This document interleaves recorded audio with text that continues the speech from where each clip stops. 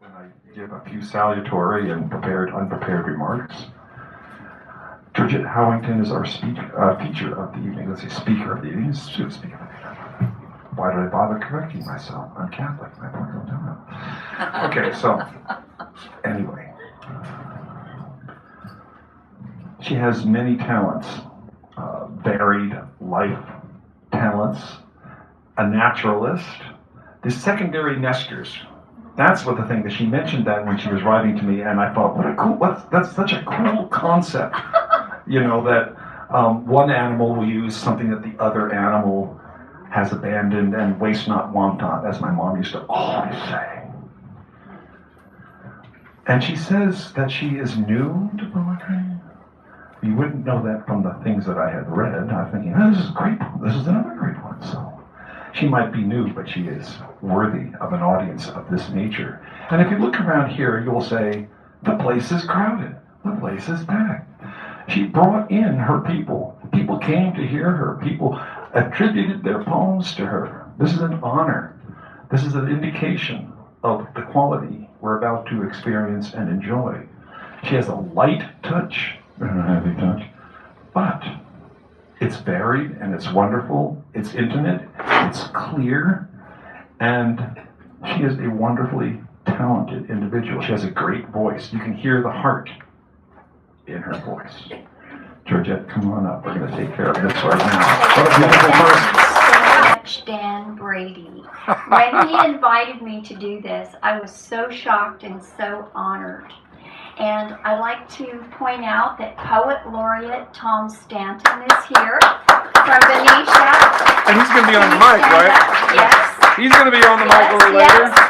And other notable poets from Benicia, Walnut Creek, and Pleasant Hill are here with me. Very and nice. Wonderful artist and her husband. So I feel very blessed that they came to hear me. And thank you to all of you. It's been a tough week.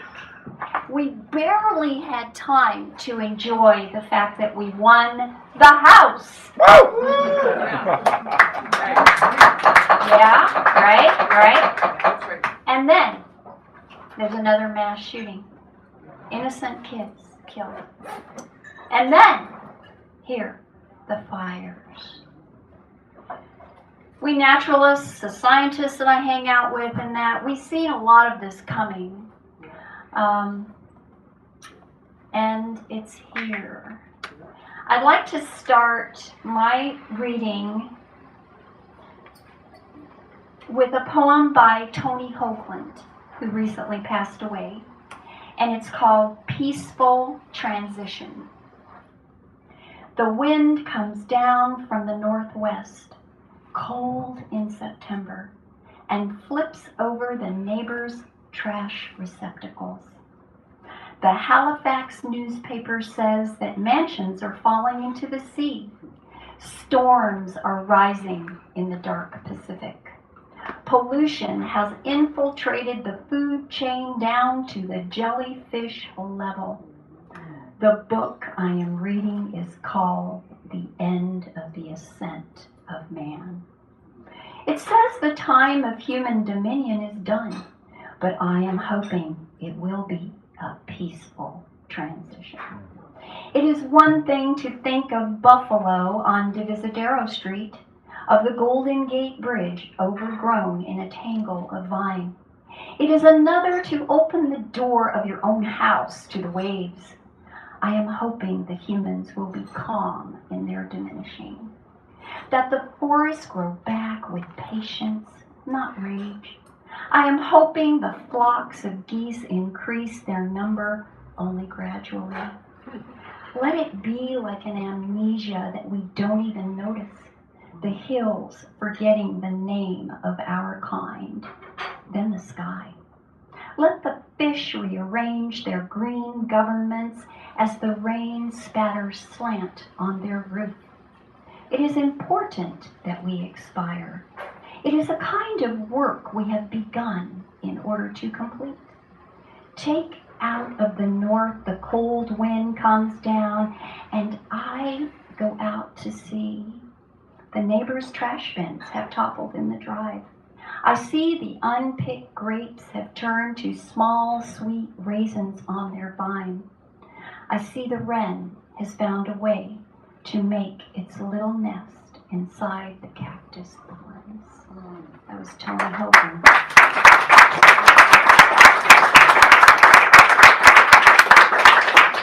So this is a new poem that I wrote after an experience that I had at Safeway on Saturday.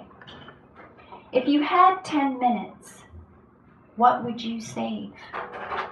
At the market Saturday morning, 2 colorful bouquets in my cart. A woman walked by. "Oh, pretty flowers," I replied. A little cheer on a dismal day because of the smoke-filled sky. Her eyes widened.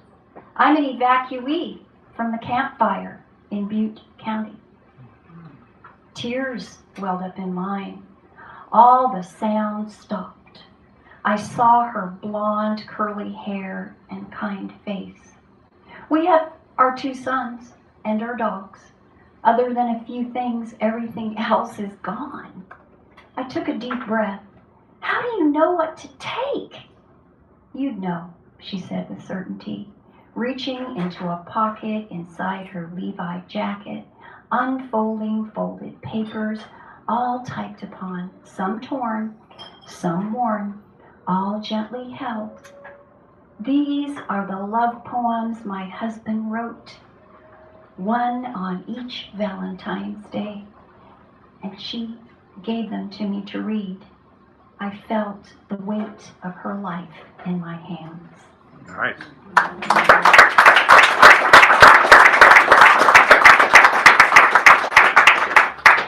So a few weeks ago, I had the great experience of seeing Roshi Joan Halifax at a KPFA program at St. John's in Berkeley. And she spent most of her life devoted to the Nepalese and alleviating suffering there. And she has a wonderful background. And this poem is about having a voice for the unseen. Some speak for the poor and the hungry. Some speak for the unwanted and lonely. And some speak for the beaten and mistreated. I speak for bacteria, vital for recycling nutrients. I speak for fungi, networking transfers through symbiotic relationships. I speak for predators, protozoa, and nematodes.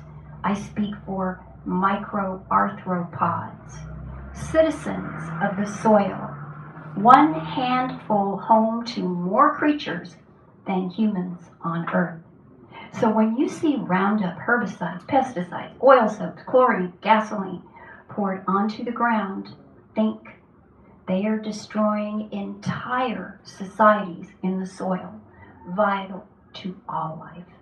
I speak for the unseen microlives in soil, thus I speak for you.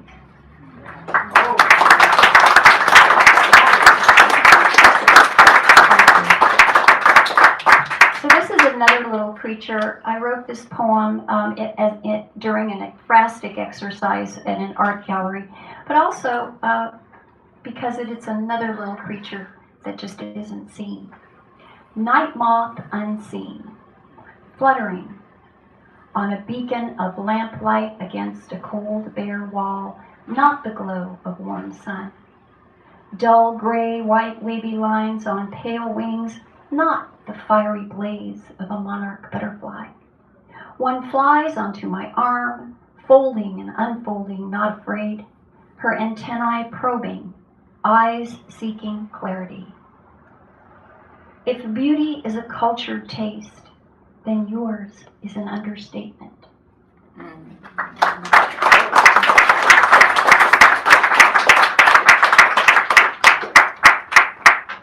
Thank you. I've spent many, many, many hundreds of hours walking in the woods and on the trail. I do a lot of monitoring of nest boxes. And all the elements of nature have become my friends. So this is a poem, Conversation with the Wind. don't know you, yet we touch often. The skin on my face blushes. The chill always makes my cheeks pink. The force of your strength tangles my hair into streaming rips of this way or that way. I hold it downward while squinting, my nose wrinkled, lips mumbling. I prefer still days and don't care for sailing. But you never seem to resent that. No, instead you continue to greet me with poetic whispers, dancing alongside like an old friend.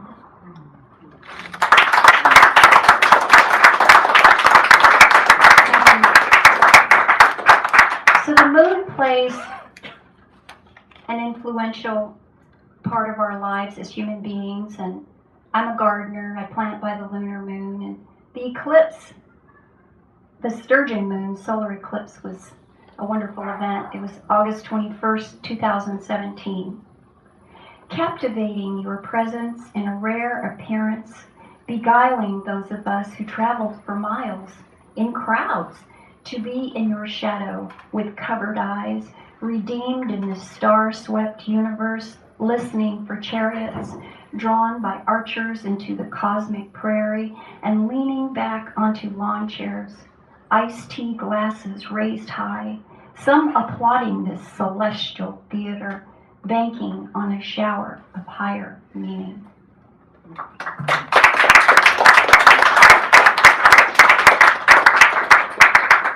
So I wrote this poem some time ago, but because of all the immigration issues that are going on and the problems that have come up, with the people that are coming up from the Honduras, I know it's very controversial, but I wanted to read this poem because it's written about my mom, who is a World War II survivor, and I think it just gives a great example of why some people want to leave their countries.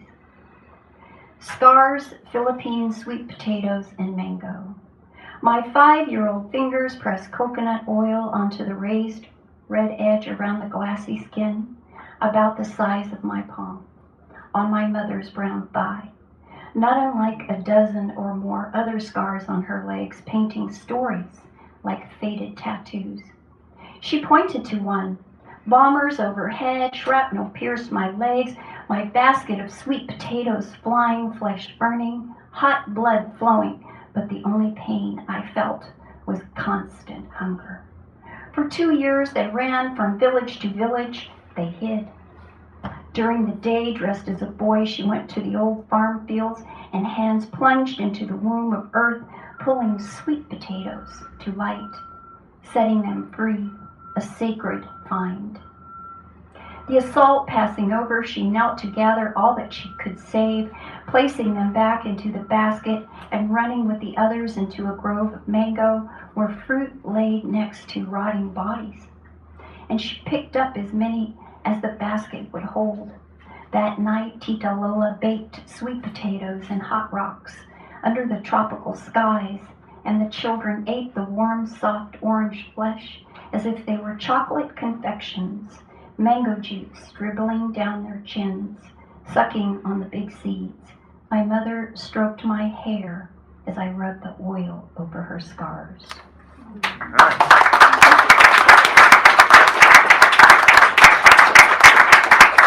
Thank you very, very much. And this is my last poem, and it's called Be Witness. And I had the great pleasure of going to a retreat at the Tassajara Zen Mountain Center. And Jane Hirschfield was the poet. Oh, right. For 4 days. And so anyway, so this was a poetry prompt that she had us do. It's called Be Witness. Poetry prompt at the Tassajara Zen Mountain Center with Jane Hirschfield. The bamboo plants told me it's not Zen to take samples of their leaves. Okay. The bamboo plants told me to mind my own business because they are not noodles. The bamboo plants told me young stellar jays scream for food until completely ignored. The bamboo plants told me ground squirrels are wealthy this year. The bamboo plants told me goldfinches are spying from the highest sun-soaked branch of a giant oak. The bamboo plants told me the creek is chatty and I would leave a quieter person. The bamboo plants did not tell me I would find myself bowing to Jane Hirschfield, buck naked in the bathhouse. That's true. That was so shocking. Jane Hirschfield. But anyway, thank you very, very much. I really appreciate Georgette Howington, ladies and gentlemen, give it up.